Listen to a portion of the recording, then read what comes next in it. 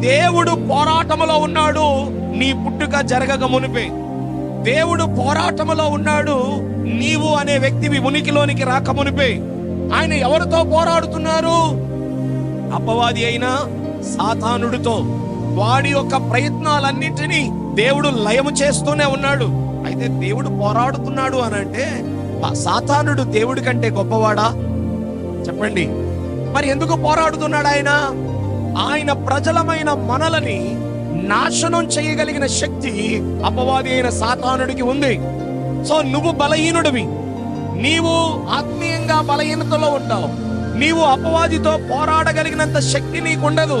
కాబట్టి నిన్ను కాపాడటానికి నీ పక్షమున దేవుడు సాతానుడితో పోరాడుతున్నాడు. మీకు అర్థమైందా? అంటే ఆయన పోరాటము ఎవరి గురించి? నీ గురించి. ఎవరితో పోరాడుతున్నాడు? సాతానుడితో పోరాడుతున్నాడు. ఆయన డైరెక్ట్ గా సాతానుడితో పోరాడడం లేదు. ఎందుకని? ఆయన పోరాడేంత స్థాయి సాతానుడిది కాదు అసలు.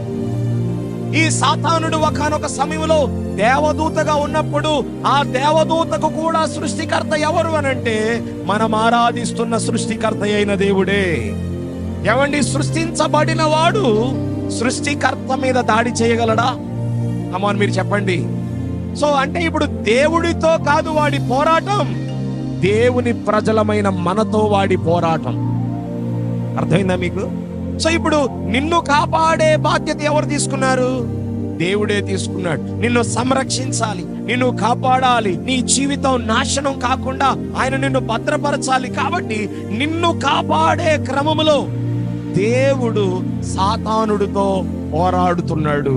ఆ పోరాటములో నిన్ను కూడా పాలి భాగస్థుడిగా చేసి వాడితో పోరాడే శక్తిమంతుడుగా నువ్వు మారాలి అని దేవుడు కోరుకుంటున్నాడు.